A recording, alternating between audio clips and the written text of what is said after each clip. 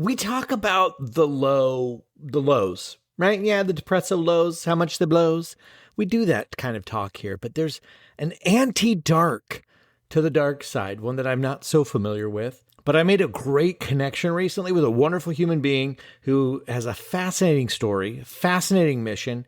And he's going to talk to us about bipolar disorder, his time in treatment, as well as the company that he co-founded called Invisible Challenge. So let us get on with it.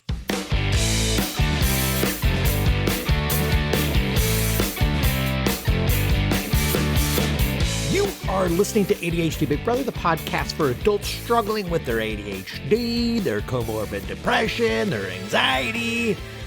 Oh, it's just a hoot. I'm your host and your ADHD Big Brother, Russ Jones. I've got ADHD too. I've got depression as well. It's crap-tastic.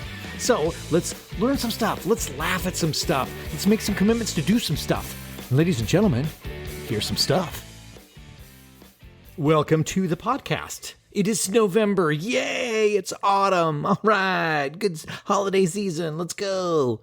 I'm very excited. I don't know if you could tell. I'm into the holiday season. Not so much for the decorating or for the spending of the monies, but the vibe. I really love the Christmas vibe. And the smells of Christmas. The holiday smells. Oh my God, Christmas tree smell. So good. What's your vibe? What's your vibe for the holidays? Are you Christmas? Are you Hanukkah? Are you Kwanzaa? Is it some other one? What's your vibe? What's the smell that you dig? What's the smell that you associate with it? Are you into it? Or is it like a time of chaos and disorder? For me, it's typically very nostalgic and nice. I'm all about the pine tree smell. So yeah, I'm all about spritzing pine tree smell around the place. Anywho, I'm stoked for you guys to meet Matteo. So let's do the biz report and the mental health report real quick. ADHD Big Brother. Hey, business. I don't need to go into it about it. You know about it, right? If you need help getting unstuck and consistent with something in your life, reach out. I'm here. I'm putting in extra time in the membership because I've got designs. I've got plans. It's really exciting to me. And I'm all about doing the work. So what does it take for us, for our brains to do the work? The work, of course, meaning the stuff that we want to do, that we've deemed important, but that somehow we can't get our shit together. We can't get our skull spaghetti to spark the right way. So we can't. And so we shame ourselves. We guilt ourselves. A lot of negative feels about it. And that is the nut that we are cracking at ADHD Big Brother, baby. So come and get it if you want it. All right. Mental health report. This is where we normalize talking about our skull spaghetti, right? The good, the bad, and the weird. And I guess if nobody else wants to go, all right, I guess I'll go first. Seems like I always go first. No anxiety at night lately for me. That was kind of what was been the lingering thing for me. I do notice that has been missing the past week or so, and that's been good because I've been hitting the bed for most part, good routine, going to bed at a decent hour, reading a physical book, no media in bed during my 9 eyes. And that's been a very nice bedtime routine for me. I have had a few situations. This is interesting. During the day where I've almost nearly had a panic attack or something because of an intrusive thought that I allowed myself to just dwell on. It felt so real. And the one that I remember was I was making steak for Alistair and I for dinner. And this vision of him choking on the steak and dying was like so cripplingly real for me. And the horror of that, the true horror of that infected me to the point where my brain was trying to convince me to give him eating advice like a toddler. Okay, he's 16. He knows how to eat food. He knows how to chew his goddamn food. Like, remember when our kids were little and we'd cut the grapes in half? And I would cut them into quarters, but it's like, we're not going to take any chances. So these intrusive thought moments, I have to opt out of. It's like I'm not going to tell my 16-year-old to chew his steak really good just because I'm having a massive anxious moment. Even though there's always a chance, anytime that anybody eats anything, that they're going to choke on it and die. That's the horror of living in life, right? What a dumb fucking brain battle. But that's my ADHD superpower, right? That's my gift. That is my strength. I can creatively think of horrific scenarios and experiencing the feeling of it happening. Oh my God. The dread and the horror. That's my gift. Anyway, that moment came and went, and Alistair ate his food like a 16-year-old champion. Bravo, Alistair. God, I'm like, am I going to be like that when he's 30? Am I going to be like, oh God, I hope he's chewing his food? That parental fear and anxiety, man, that just never goes away, does it? I remember that as being a stay-at-home dad. I would be at the park and my kids would be farting around on the apparatus, like the jungle gyms and stuff, and I'd be completely losing my mind. I'm like, oh God, imagining them snapping their neck, or you fall from that height, you're dead. Okay, that's an ankle breaker move. Oh God. And every little thing that they would do, I would see the worst case scenario of it. And I have to stand there smiling like, oh God, good for you, buddy. You're having fun. Trying to find subtle ways to like encourage 3 points of contact, good safety climbing methods. Good Lord. Alrighty. Okay. Anyway, parenting is tough. I think we can all agree on that. The panic never stops. Yay for that. In summary, though, mental health is pretty darn good, despite some the standard bullshit that I've come to accept. All right, let's get to the juice. I had a wonderful time meeting and talking with Matteo Esposito. Amazing guy. And he's no holds barred. Like, he's like, you can ask me anything. I'm an open book. And I love that because I'm super curious. So he is the co-founder of Invisible Challenge. Invisiblechallenge.org is the website. And he talks about it briefly in here. But let me tell you what their mission is on their website. At Invisible Challenge, their mission is simple: end the stigma. Through a holistic approach to health and wellness, they hope to spark change and promote movement around the complete picture, mind, body, and soul. There's 2 sides to every story, with one often left untold. I just love the way I love this stuff. And everyone you meet is fighting a battle that you know nothing about. Look beyond the smile. Let's ignite the conversation one day at a time. I love that. You should be checking out his website. I love that. So who is Matteo Esposito? All right. This is from the website. Here you go. Matteo Esposito is a certified addiction recovery coach and a certified recovery peer advocate dedicated to supporting individuals who are facing invisible challenges. After overcoming his own battles with mental illness and addiction, Matteo now uses his lived experience to help others find strength and hope. He specializes in peer support and relapse prevention, helping individuals navigate recovery with a structured, personalized approach. Yeah. Let's talk to that guy. When he initially reached out, I took a look at his TEDx talk. It is so great. And he has a letter that he wrote that is also just, you have to read it. If you have any kind of mental health struggle, I highly recommend you checking that out. But let's get this conversation going. I start out by asking him about his skull spaghetti. What's the diagnosis? What are we looking at here? How do those neurons zip and zap according to the Diagnostic and Statistics Manual? And here we go. My conversation with Matteo Esposito. I check a lot of the boxes for diagnoses. Pick 3. Pick the big 3. What are your favorite 3 diagnoses? I guess like the main 2 that I've really grappled with and I would say gone to war with would be the bipolar 1 disorder and substance use disorders.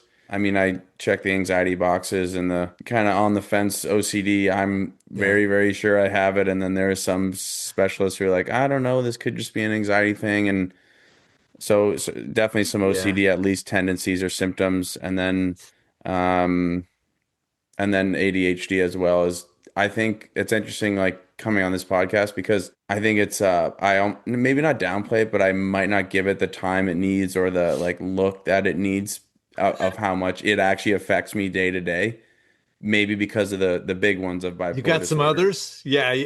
And addiction, what I think is so hilarious about all these diagnoses, right, is that it's all from the DSM-5, right? The Diagnostic and Statistics Manual. What are these symptoms that you have or that you've had for a while, or since childhood? And so I got diagnosed. I'm just, you share yours and I'll share mine. I'm ADHD, predominantly inattentive, but then my depressive disorder, it's other specified, which I think is fucking brilliant. It's like a junk drawer. It's like, I don't know, he's sad. I don't know. There's some kind of a thing going on with this guy, but put him in the junk drawer of depression.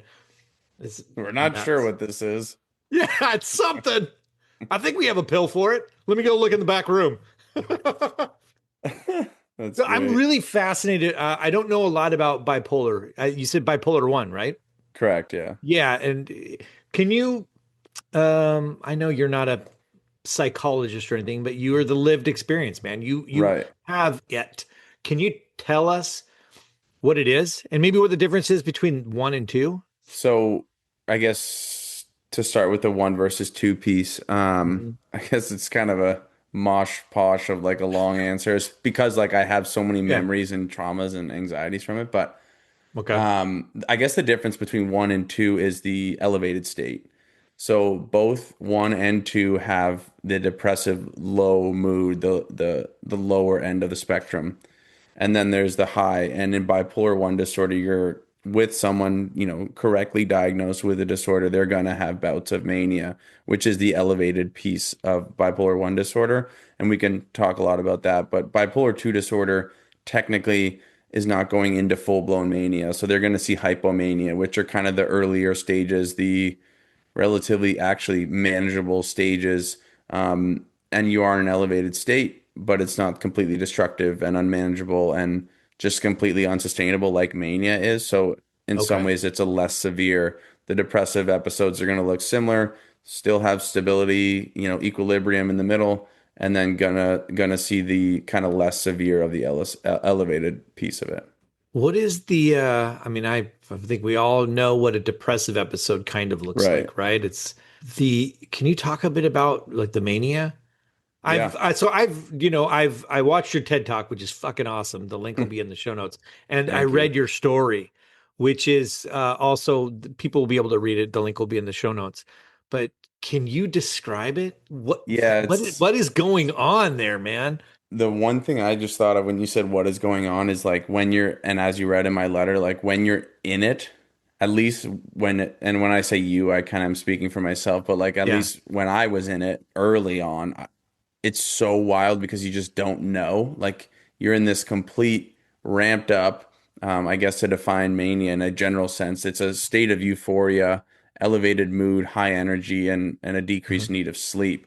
And to the general public or someone who doesn't know bipolar disorder, they're like, oh, that sounds pretty good. Yeah, I'd be like, hey, Mateo's having a good time. He seems really optimistic about things. And he's functioning quite well, really productive off 3 hours of sleep. I'll take three of those, but The garage is clean. Wow. No, but what's the dark side of this thing, man? yeah, I think what's amazing for me when you say dark side is like even if you're in that elevated state, and I can go back because I didn't define it that well, like there are still ups and downs within the mania, within the Ah, up, within the high. I remember this is a little dark, but I guess that's what we're here for. I remember yeah. saying, actually, the crazy part is I don't remember saying this because I would later learn that like mania destroys brain cells, and I'm like, oh, that Oh, that wow. makes a lot of sense because I'm like that summer of 2017 when I first saw Mania, I don't even have full memory of. And I remember Wow. saying like something like, I hope this car runs over my head, or like really in such a dark place because I think even from a dumbed down version, if you think of being high, even like literally substance, edible, weed, like whatever it is, just on a high, or even like Yeah. socially or just up, and then your energy is high for like months, it's exhausting. And I think eventually there just hits a breaking point of like, okay, I'm really feeling good. And then it's like, all right, well, how long is this going to go on for? And I think the piece of it where I mentioned like not really knowing when you're in it is because it doesn't happen overnight. Like I have felt the light bulb switch, but like the gradual onset of like, okay, maybe I'm depressed. I'm feeling a little better, and this makes me feel better, and this weed snaps my depression, and then next thing you know, like you're unaware of how deep into the mania you are. Wow.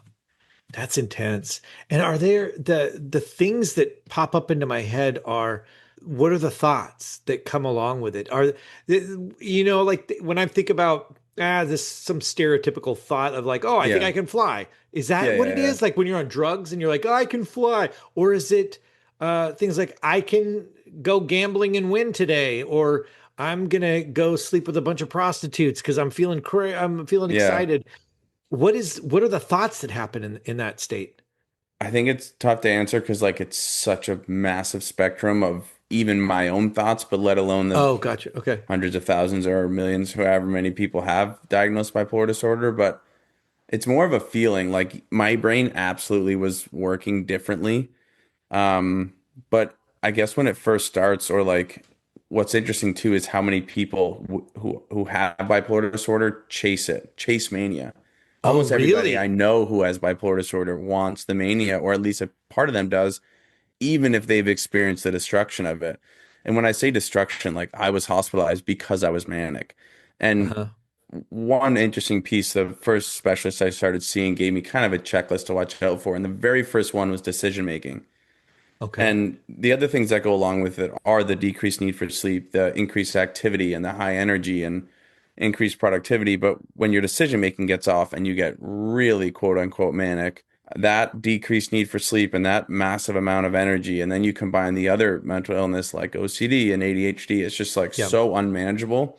And like I wrote in my letter, hypomania or the beginning of mania is like this little campfire and it feels good to be around and maybe having some drinks, weed, whatever it is. Yeah. And then mania is that campfire just completely erupt into flames. Like everything is just at an absolute 110% max. That's so interesting. And so then at some point, and I'd love to talk about the treatment aspect of this, of going Yeah, into treatment facilities, but the at some point you go, what is it, a self-awareness of like, holy shit, I'm in I'm in a bad place right now. right. Or does somebody else do it for you? Both have happened to me. Okay. My first one in 2017, long story of kind of how I got there, but I end up out of a depression and by like this kind of the whole year was like a first onset of depression I'd ever seen, forest fire of mania from April to August, and then like a deep, deep hell depression for 6 or 7 months after that. But in that, say, peak of my manic episode, because I had never seen it before and I was feeling so good, it really Yeah. can get, and for me, got to a like I had lost touch with reality. When I was hospitalized, you're not grasping, or at least I was not grasping the magnitude of like, whoa. Like I'm physically capable of doing anything like a college athlete and I can walk out of here and my mind has taken over to the point where I'm in a room with a hospital bed, a chair, and a TV behind a glass. Like that's kind of a hard thing to wrap your head around. And then when you factor in the disorder of I had literally that was my rock bottom and I didn't even know it. And I think that's why. So it's kind of both. It's, hey, you got to go get this checked out. And what happened to me was because of bad decision making and recklessness, I had broken my wrists and I had started seeing a psychiatrist and a psychologist. And they're like, all right, should probably get this checked out. So I ended up at the hospital to like check my wrists and get blood drawn. And when the doctors heard more of what I was doing, more dangerous and reckless behavior, I wasn't suicidal, but because it was so dangerous and so on fire that they were like, you can't leave. Oh, can I ask about this? That's the question that I have then, I think, is dangerous behavior meaning what? Dangerous behavior because of you saying, I'm gonna go try to do a handstand on the top of a building. Or is it like I'm gonna try to hurt myself because who gives a shit? Yeah, Is I mean, mania depression, you see so much of both of that. For me, I was on such a high. I didn't, I loved being alive. And like I said, there were those up and downs. Like it would just explode and like big fights with my parents, almost like the stereotypical, like, what is it, Silver Linings Playbook. He has bipolar disorder. And of course, the description is different than real life, but he has these blowouts with his parents because within mania and that up, there is like, there can be pieces of rage and ah, just not really controlling your emotions well. But basically, when I ended up there, they were like, you can't leave. And because of that, I had kind of explained the recklessness, which for me was with a broken wrist, like the one that kind of got me there and that I remember and stuck out to me. I mean, driving high, roller skating at high speeds, and not like fear was not a thing for me. I was right. not scared. And the confidence and the inflated confidence that I could be anything. And money making is a big piece of it, or was for me. And then also the one that stuck out to me there in Massachusetts near Boston, the Charles River flowed behind my psychiatrist's office. And I was really into like music, and it's almost like being high. Like if I blasted a song right now, and then I did it 8 years ago when I was manic, they would not sound the same. And so I was also really into film and video. So anyway, I'm on this bridge. It's just like a like two-person walking bridge, but I climb down basically with one arm because again, I'm not factoring in risk. And I'm like, Sure. oh, this could be dangerous. I could dangle for a little bit. Guys, check me out. So Gotcha. there's a little platform like the size of a big desk, and there's this waterfall that, it's just a small river and it drops off, but like it dropped off enough that I could be seriously hurt or killed, but I'm not thinking of that. So anyway, I'm kind of filming this cool drop off, and then finally my parents get me back on the other side of the fence, and that was kind of the long-winded Yeah. answer to your question. That was the type of reckless behavior I was engaging in. And they were just like, and beside all that, the mania was so severe. They're like, all right, this kid's clearly experiencing a bipolar disorder episode. Let's try to get a grasp on this. Yeah. Can you talk? That's super interesting, man. That's the what's the medication for then? Are you medicated right now, Yeah, right? yeah, yeah. And then Yeah. what is that? What's the purpose of it? What's it supposed to be doing? I take two mood stabilizers, which I Okay. kind of through treatment started and then added on another one. My side effects are I don't think about them. I don't feel them. I'm Okay. sure they affect my body in different ways, but the idea, at least for the mood stabilizers I take, the idea is they can help with depression, but I mean, if you think about it, it's a mood stabilizer, which in a way, like, kind of sucks. It goes from this to maybe something like this. So for And those listening, he's showing me what was a yeah, large wave and then a smaller wave. wavelengths. Yeah. And I thought about this like last week. I wrote in my letter like I miss the highs. I really do, whether it's Yeah. THC or mania, but the lows aren't worth those highs anymore. And I don't feel those massive emotions anymore. But I guess the idea of a mood stabilizer, long story short, is to prevent mania. That's why I Gotcha. take it. And that's tough because a part of me still misses mania. Sure. I've experienced it enough and I know where it could go. So I just take my medication every morning. I don't think about it. Every psychiatrist I've worked with who I really trust and know that they have my best interests in mind and know their stuff recommends medication for bipolar disorder. And that might not be the case forever, but right now it's working and I just stay on it. Yeah, that's great. I very side note uh Hmm. relate to like some of the not the bipolar, but like wanting a certain feeling. Hmm. And the I've taken medicine for ADHD and I love it, but I don't take it because it is the side effects for me were shitty. Yeah. Like I would get anxiety at the end of the day that was so debilitating, or I would sink into sort of like a depressive state Yeah. at the end of the day. And I'm like, that's not fucking worth it to me. I'm like, the great parts of ADHD are also like, I don't give accolades to it because I don't like it. I'm like, yeah, hyperfocus, big fucking deal. Like I would rather know what I'm doing with my time and be able to be efficient with my time or know or you know what I mean and still be Oh yeah. creative but not like to the Not like I detriment of was everything saying else. like at the beginning of the podcast, I was 5 minutes late because we started at 3 o'clock. Oh right. It was Right. 2:48, so I don't have, I should be on in 2 minutes a little early. I had 12 Dude, minutes, which is an eternity. Like my all the my time in time the world. management. Yeah, I know what you're saying. I know that was a joke, right? Like in ADHD land, it doesn't matter if you have a timer 5 minutes before. You need the timer at the time of, because I'll forget. I'll forget anything. And give me 2 minutes, I'll forget. Can you talk about this is personally interesting to me because I get very inquisitive about what is a thing like to experience. Hmm. You've been hospitalized a few times. I've based on the reading of your the letter. And I don't know what that's like.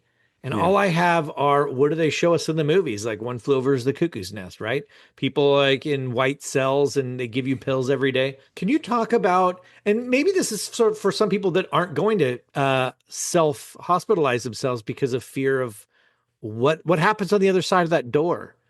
Can you talk us through what is that process like and what do you get out of Yeah. it? My mind's spinning because I've once again check a lot of boxes. I've been in so many different places in my life and mentally going to treatment or even acute care. When I say Uh huh. treatment, I generally think of like a residential treatment center.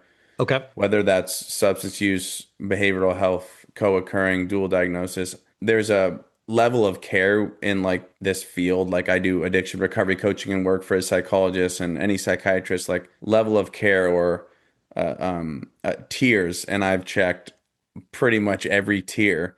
I won't nail this, but at the top, there's acute care, acute hospitalization, where you have, the stereotypical, which is true, no cords or belts. Oh, there goes a thumbs up. Oh, hey, look at No, you. thumbs Those, down for that, mine for doesn't do acute any of those. hospitalization. I guess for those listening, we're getting emojis popping up on our screen. Yeah, the Zoom way the Yeah. Zoom works, people are so random. Anyway, Um, So acute hospitalization, like which is kind of your psych ward per maybe term that's not used anymore, a psych hospitalization, psych unit. And there are, I guess I'll just walk through if you have, depends on how much time I have, but let's do this. This will be an 8 hour episode. You wake up in the morning. What happens? What's for breakfast at these places? we'll just play it as white noise when you go to sleep. Um, Welcome to Acute Care with Matteo. I was gonna say, I guess I'll walk through like the levels of care I've been through, kind of as brief as I can in that order. Okay. Um, when I was hospitalized, quote unquote, in 2017, it was like as high, again, acute care as you can get. I'm in a hospital.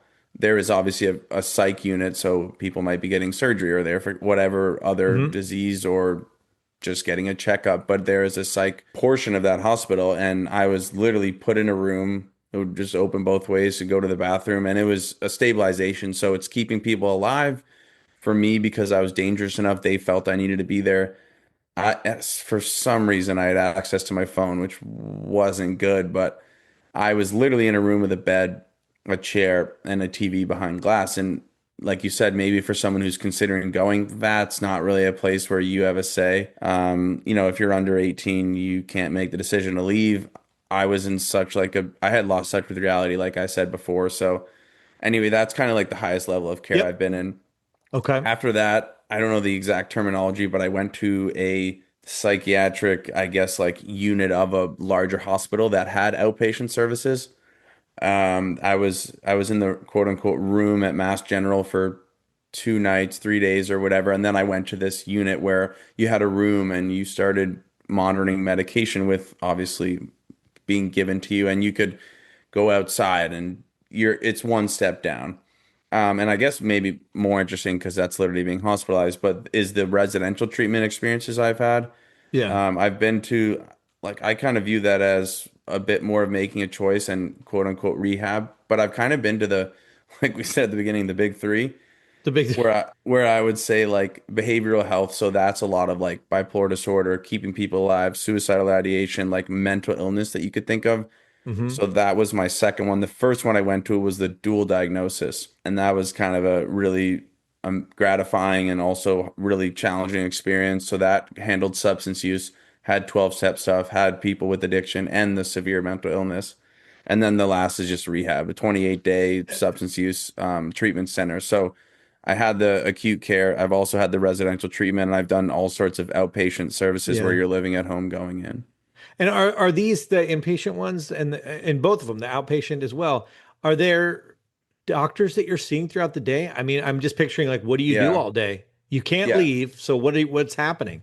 There were such like amazing experiences. I consider Red Oak, the dual diagnosis place I went to in Okay. 2019, as you read in my letter, like the greatest accomplishment I've ever done because I grappled with literally every day wanting to leave. I left my college hockey team in the middle of the season. I didn't want to be there. I knew I needed to be. I knew it was the right thing, but grappling with that was really hard. At those treatment centers, at all three, the behavioral health, dual diagnosis, and the addiction, you're just working on yourself. Like at my most recent facility where I got sober, like we were in class, like we were taking notes on lectures, we were doing Yeah. groups, we were doing trauma work, therapy. Yes, you're seeing a doctor to monitor medication, but it's just learning about yourself. Red Oak was really cool because I wasn't ready to get sober. Like I literally drank once I got out. I was high 2 months later, but it was like we were out in the field camping every other weekend. We were doing rock climbing. We were also doing the trauma work and the therapy and the groups. But like it was, you step out of your room and you're outside in the mountains. So we had a base camp or whatever. We slept under roofs, but we spent a lot of time outside. So I guess like to go back to if someone's listening and Yep. considering it, it's just so hard to answer because you can be in so many, I was in so many different places when I went. And even when I wasn't ready, it was looking back an unbelievable experience. It just taught me so much about myself, but also when I was ready, it was like I had fun. We went to a halfway house, me and five other guys in their 20s on campus. We were like, yeah, let's do it. Let's stay sober. Like we were all so committed to it. And it wasn't a bad time. Like we were all doing the same thing. Everyone in the room got it. And when I was ready, it was awesome. Oh, that's cool. I'm learning a lot about, okay, so there's different tiers of support being offered. It sounds like every time you went to one of these, it was at a rock bottom. Am I right in that or close? Do people do Definitely this? close. Yeah, Okay. definitely Do, close. I kind of consider my rock bottom that 2017 hospitalization. okay. I think just because I didn't know. Like I think the rock bottom piece of it, at least from a mental illness, maybe putting addiction in a separate category, which is a whole nother thing. But from a mental illness, like severe loss, like I had lost touch with reality to the point where I was like, I wasn't even mad. I was like, all right, I'm here. I'll make the most of it. And because I was still on that high. So I Yeah. would say that was rock bottom for me, honestly, mainly because of the like how unaware I was, how out of touch with reality I was, like just as kind of really in a bad place and totally didn't know it. And then the other places, yeah, like something had happened, something would happen. I'd be like, geez, like I can't handle this. I gotta go somewhere. Red Oak was sort of my decision, but also my family's decision. Like, this college thing isn't working. Yeah. The next place I went, the behavioral health place in late 2022 was my decision. I knew I just couldn't do it anymore. And then the last place I went to was really my best friend's decision, who I was living with, my family's decision, and I was the one to say, okay, like you guys are right. I don't want to go, but I know I need to. So it's Yeah. again a huge spectrum. I guess just like getting the help you need. I mean, it saves lives. Even the hospitalization piece of it, like they suck. It's not fun when you get your belts and your cords taken from you and you're wearing hospital socks, but if even if you don't want to be alive, looking back on that, like you're going to be grateful they kept you alive. And there are some amazing treatment centers. When I say that, I mean like the residential where you're actually living and you're a human Yeah. again. And there are some amazing programs. And then I've also dealt with some really amazing outpatient programs.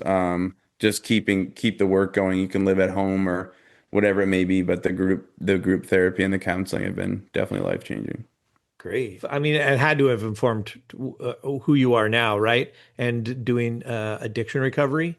Yeah, I mean, I had thought about it for a while. Like even when I was at Red Oak and I wasn't ready to be sober in 19 to 2020, like literally when I was there, I was like, oh, this could be a cool place to work, like kind of figure things out and come back and be a guide. A therapist one Yeah. day would be awesome. So it had kind of been in the back of my mind. And I remember because I still have I have literally for those listening, a full 18-inch stack of binders and notes and letters and all sorts of stuff from treatment. I remember in my first one, I wrote down like, what are two things I love? Like, what are the most passionate things I can think of, or like what encapsulates what I want to do? And one was helping others.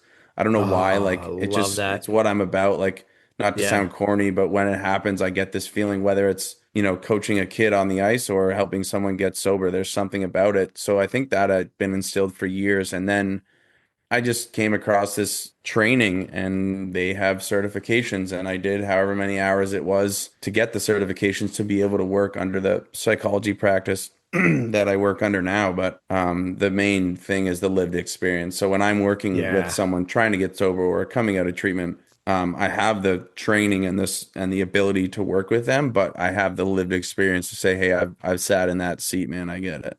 Yeah. I don't know if this is your experience too, but like the lived experience aspect of being able to speak to someone at their core Right. just because you understand it is way more impactful, I think. It has a way it's a deeper more profound effect than like being able to say things from a textbook like, oh yeah, this Right. is clearly this. I want to talk about invisible challenge. Sure. I cannot agree with that more. I think that's how we came together. I think in the email that I was Googling you and I was like, I literally, that is everything. That is my biggest frustration with ADHD is Yeah, it's fucking invisible. So how do you discern from laziness when you're undiagnosed, and how do you talk to somebody that doesn't have it when it's like you just have to take my word for it, man. You because you can't see it. right. So there was a moment in your TED talk where Hmm. you should speak to it more than I can, but it was a picture of you and I think it was your brother, or was it your best friend? My brother. It Yeah, was my older brother. it was two identical photos of you guys Hmm. playing golf and smiling. Can you tell me what the importance of that was? I mean, I know, but can you tell Yeah, the yeah, listeners yeah. what that was? I was gonna say I can read a piece of it. Sure, why don't we try that? I don't know. I to completely go tangential here because you've seen the TEDx, but also read the letter. I am super proud of the TEDx, and I think the material like is really good. And I'm also proud of the fact that I didn't use AI or ChatGPT to write literally one word of my Way to go. letter to my younger self or my TEDx. And I actually wasn't even using ChatGPT at the time I wrote my letter, which maybe is why, but I'm happy that it was all my work. And this TEDx, like I was saying, I'm proud of it. I didn't love how I delivered it because I chose to memorize the script. So I was literally in my head reading off a script, and the like anticipation and the stress building up to it. Cause like coming here talking to you, I wasn't that nervous because we're just talking. Yeah. But getting up on stage and not only being the center of attention, but people watching you, whatever, but also having the knowledge and the awareness that, okay, if I forget a line here, I might be in trouble. Like I might be in big trouble. Because Yeah. here I'm just talking naturally, but because I memorized word for word, it made it really hard. But anyway, I found it hard to be like animated and energetic about it, like I am more so now. Mhm. So I would say I'm actually more proud of the letter, and anyone who's taken the hour or whatever it takes to read it. I've gotten some pretty amazing responses. So like I love doing the TEDx in some ways, but like at least I wouldn't do it that way again, just to choose to memorize it. But Are you I like more guess to singing involved, more tap dancing, where you would have a little bit more pizzazz? get a good light show going. No, Let I me tell you about depression and bipolar, everybody. well that's when I did the practice. They were basically, and I knew it, but they were like, it's kind of monotone. And I was like, well, I have this memorized. And also like, it's not really a topic to get up and go about. So it's pretty dark and Yeah, I I didn't know know. how else to do it. And Yeah. I almost wish I had like a podium and could just read a script. I think it would have been more natural or just gone bullet points and talked about it. But anyway, Dude, that you did an photo, awesome job. It was great. The the appreciate it. the points you made were made, and the emotion it comes. You know what I mean? Yeah, If not from you, because you're doing the work of it, of reading it in your mind, but right. me as a watcher and a listener, holy shit. Appreciate it. Yeah. Yeah, no, I guess like maybe from a perfection standpoint, I was gonna say I'm actually more proud of the letter in some way, and maybe that's because Yeah. I had so long, like it took me years to write. I wrote it as a school project. It was a 3 to 5 page assignment, and that's where Invisible Challenge started. And I turned in 11 pages, and then that just grew, and I went to rehab and wrote an intro for it, and then I just kept writing notes. And I think to Yeah. be able to work on it as long as I did and release it when I got a year sober in recovery, and it was just a really cool process. And I don't know, I'm really proud of how it turned out. But anyway, that photo that you mentioned, Yeah. While um, you're looking that up, I will say, let's challenge everybody listening. I burned through it in about 20 minutes. So you my said an letter, hour? Oh yeah, I read it. So here's what I want everybody to do. I whoa, want everyone to nice. read it. I'll put the link in there, and then email me and tell me how long it took you to read it.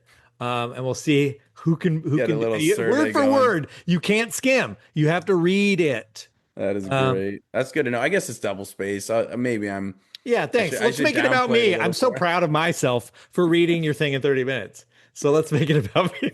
That's great. Yeah, I guess I'll skip the intro, but the I do show a photo or there's a little bit of a break after someone stands up and or I guess the crowd stood up or whatever, and I said sometimes signs of struggle are clear, sometimes you just can't see them.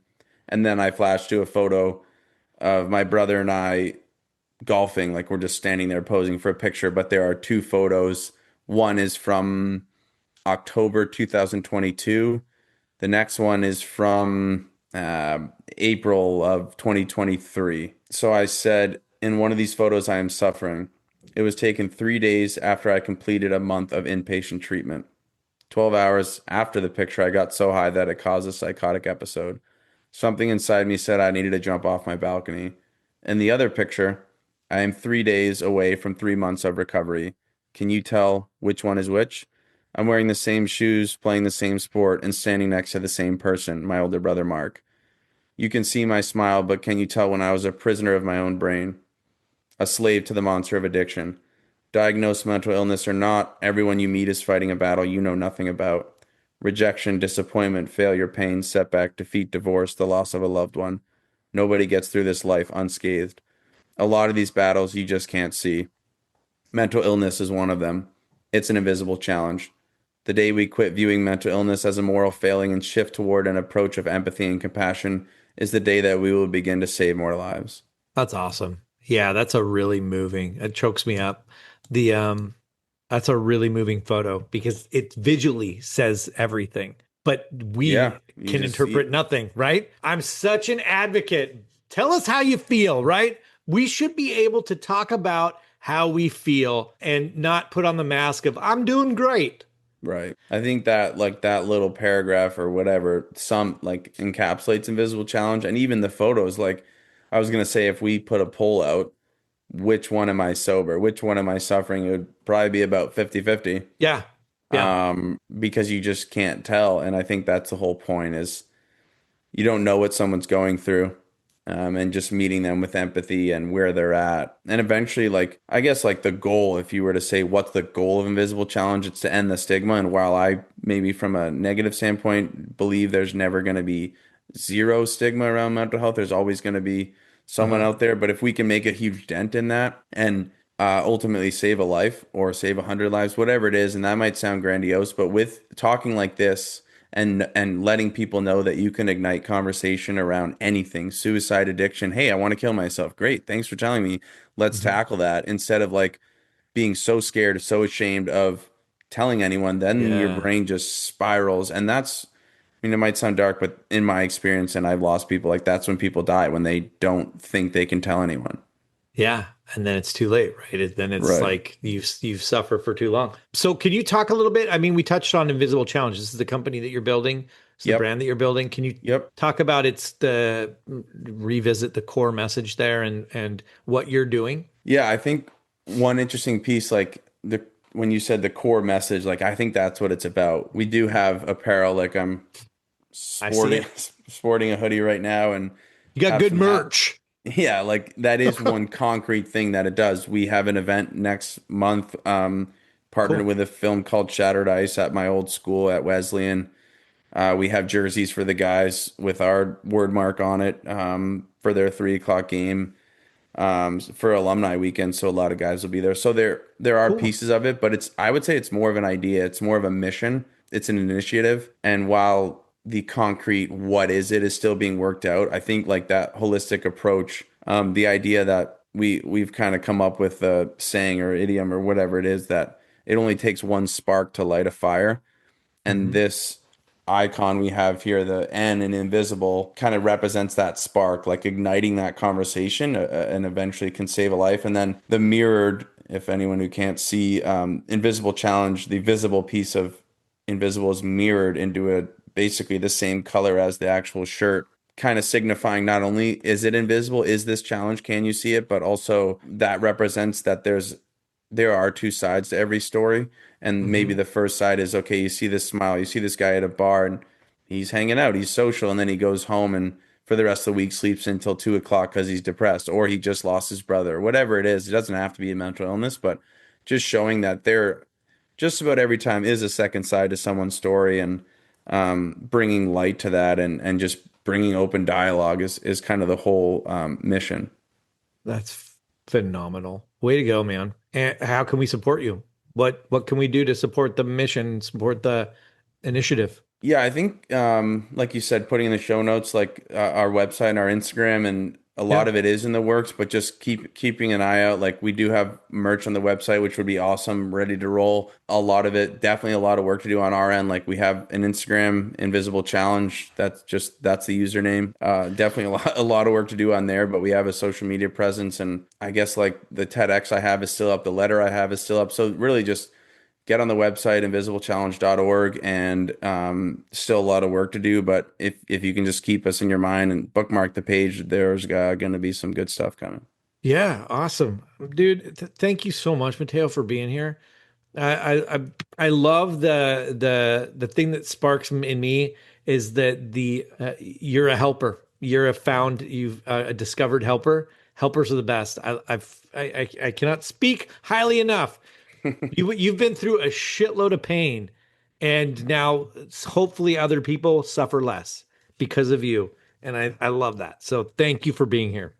Yeah, thank you, Russ. That was very, very well said and much appreciated. And yeah, grateful to be on. And just one last thing, you said Mhm. you've been through a lot of pain, and well, one, like again, I appreciate you reading my letter and watching my TEDx, because say it's, the TEDx is 15 minutes and you're a speed reader, it took you 20. 45 Um, total. 45 total. 45, put it And at then I 10. perused your website with another 10 minutes. All right, we'll round up to an hour. Give it an hour. Yeah. Anyway, if you can put in, that 30, 60 minutes, one, you're learning about me, but also like I've heard people say, and even me reading other people's letters like that, like on the Players Tribune, I read Colin Wilson's articles. He wrote two that were unbelievable and really inspired me to do that. It opened my eyes. Like, whoa, not only do I relate to this, but maybe that guy across the street's battling as hard as I am. So I think to go back to you saying pain, and I do appreciate you doing all that digging and taking the time, but there was a TEDx, I think the one after me, or I don't remember the order. It was so good. It's called Turn Your Pain into Purpose. And it was this mom who had a son with a severe disability. I can't remember the name of it. He only lived till I think he was supposed to live till he was 10, and he made it to Hmm. 21 or something. And the story's unbelievable. But I think isn't that the truth? Turn your pain Yeah. into purpose. Like it was an amazing talk, but also just what an idea. Like I think Yeah. that's the whole point. Like you said, I suffered, and let's help someone suffer less. So yeah, just That's, thank you for all that, and thanks for having me on. This was awesome.